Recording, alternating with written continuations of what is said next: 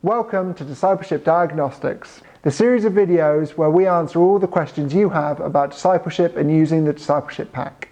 Today's question is from Rachel, who's based in Southampton. Should I disciple one-to-one or in a small group? Yeah, so we've kind of touched on this question a little bit in some of our other videos, but it'd be good to address it fully. So what do we think? Is it better to meet one-to-one or in a small group? Yeah, well, Matt, if you remember when you were about 18, we started to meet one-to-one because I felt like you really could use the extra time and attention. And I wasn't really sure if anybody else wanted to be in a small group with you. Whoa. I thought we said, when I agreed to these videos, we said we weren't going to make fun of each other because it's just cringy instead of funny anyway. Okay boys, let's get back to the question.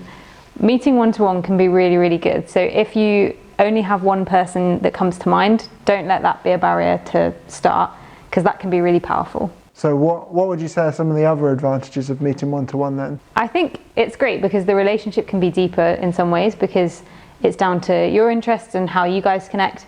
But it also means you can address specific growth areas that they have without trying to feel the group in that setting. Yeah, and you talk about sharing life with them outside the group time, and if you have just one person, it's easier to kind of bring that person into your life than lots of people. So what would you say, Claire, if a youth worker had several young people that were ready for that discipleship step? Would you say it's a good idea to do a small group then? Yeah, I think it can be. I think you've got to think about the dynamics and if one person's going to overpower everyone else, or if it's above a certain number, you might want to split that into two groups. Yeah, I mean, I do think meeting as a small group is really powerful, and it actually helps you to accomplish some things that you can't accomplish one-to-one.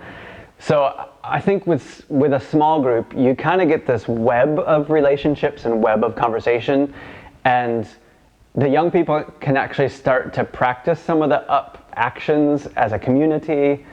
Some of the in cards really need specific actions that they can do in the safety of a small group before practicing that with a wider youth group or church. So yeah, I really do see meeting with a small group is a pretty cool way to do it. And presumably being part of a small group helps them think through how they could maybe lead others through later, as opposed to when they're just... Yeah, it really does propel that discipleship because it can start to happen within that group. Yeah.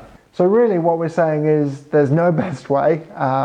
Generally it's best to keep it relatively small, but whether it's one-on-one or in a small group, we think discipleship's great and you should really go for it. So hopefully that helps you think through the best approach that you want to take with your young people. So thanks for watching Discipleship Diagnostics.